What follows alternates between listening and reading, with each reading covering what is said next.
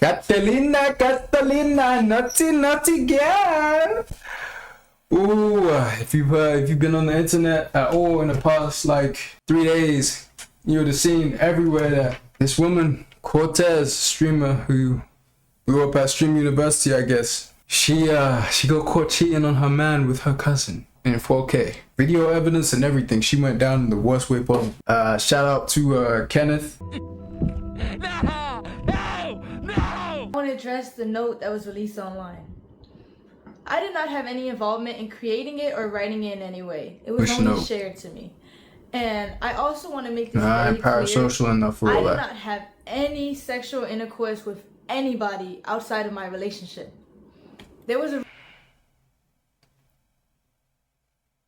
Is this true? She didn't deny it though in the video. rumor going around that I was cheating my entire relationship and I've been doing this for months, which is completely false because this is only a recent incident that had occurred. I'm not trying to make had a bucket list. anything I've done sound any better, but I think it's important that I share my truth because of the insane amount of lies that are being spread about me on the internet. Firstly, I want to clear up that I wasn't disowned by anybody, and I still have a great relationship with my mother. This was a fallacious rumor that was started by someone that I thought was a friend and is completely untrue. My family does not agree with the choices that I made, but they're standing beside me as I continue to get help and work to better myself. I also want to talk about a stream that my ex was on where he alleged that I did not want to publicly claim him and I wanted to hide our relationship from the internet. But in reality, in the first year of us being together, we actually had a popular couple page. And the real reason on why I wanted to go private was because at the time, I had a lot of people actively telling me to leave him because it was toxic. I also want to make it clear that any cousin or stepbrother or any content like that we made together was his idea and he convinced me to do it. The next thing I want to address is a very serious topic. It is my belief that suicide in any form should be taken serious and never lightly. While I understand the streaming business and the need to say crazy things in order to get clicks and impressions, the thought that somebody's personal struggle with suicide can be used by anybody for jokes and views is disgusting and cruel. While I've been off the net, it was brought to my attention that the streamer Snowcone made up a false rumor that I admitted myself into a suicide facility in order to get attention from my ex.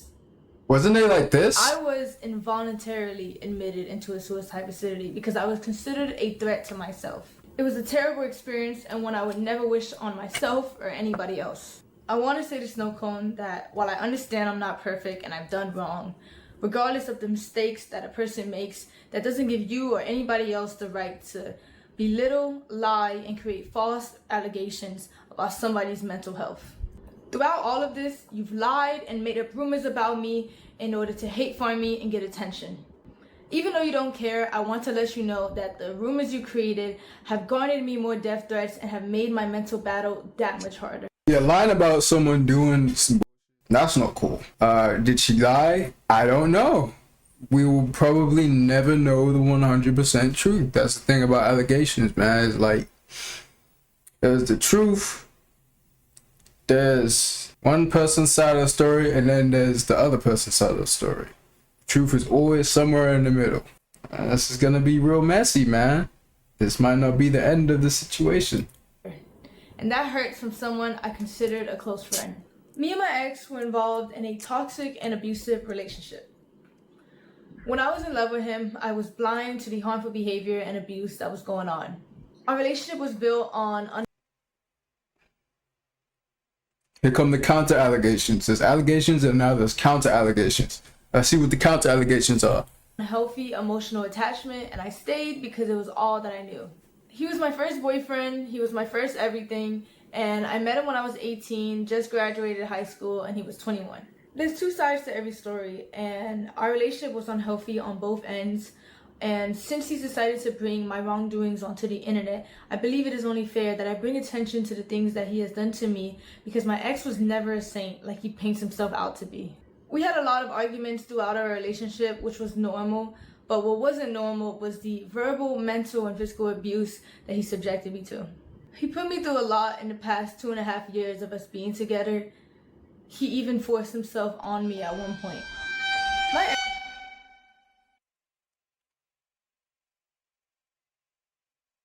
No. Oh my god.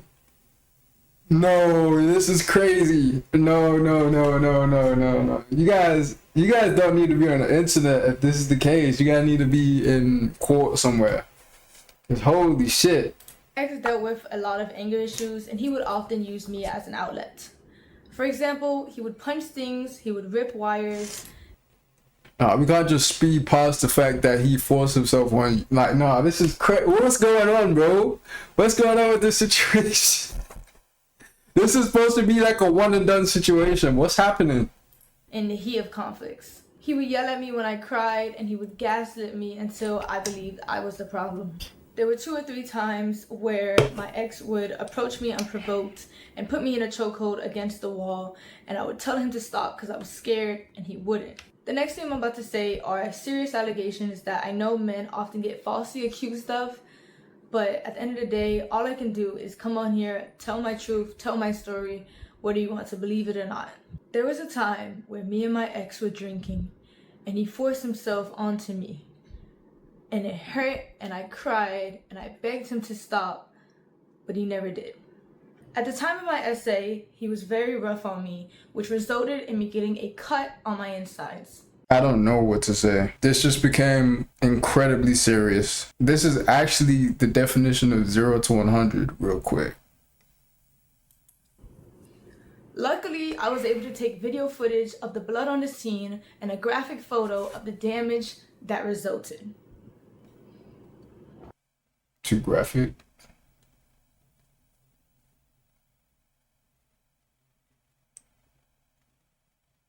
After all this abuse, I formed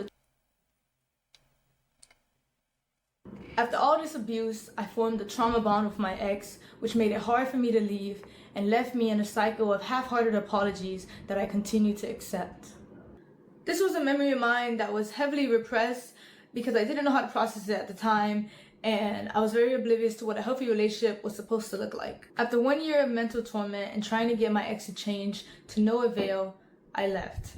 Here's proof of my ex admitting to his anger issues and admitting to the abuse that led to.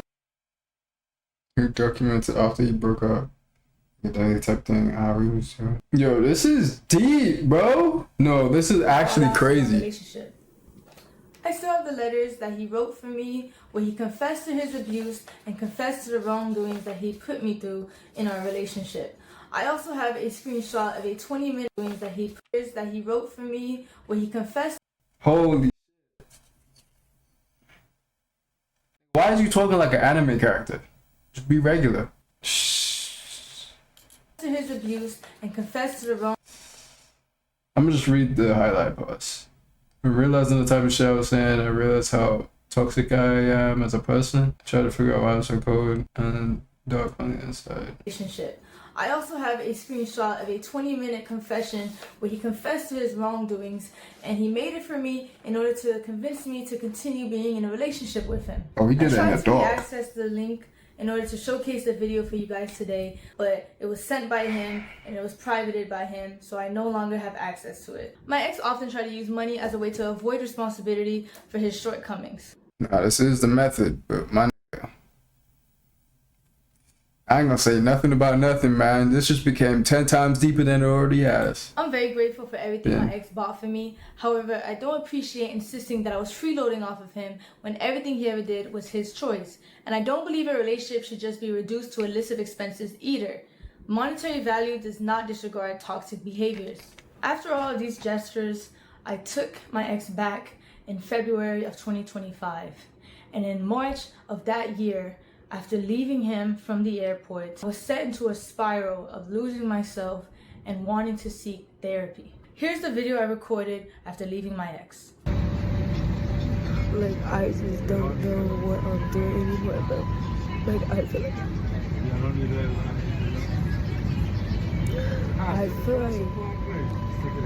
This shit right before Stream University? When did Stream University happen? This is before Stream University. Wow. March 15th. I'm losing my mind, bro. And like, I just need to listen and get help from other people in my life, or maybe therapy.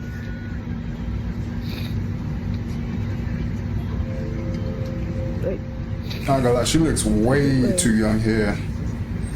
It's like a kid down there. A lot of stuff has been going on, like, in my life. Like, I need to stop pretending and not. I'm sorry, it's just so non-descriptive, but I just kind of want to pour everything out because I'm at a breaking point in my life right now. And nigga, back up from the camera though. It's not your problem at all. At all. But yeah, I need help in that sense. I need to listen and grow up and do better.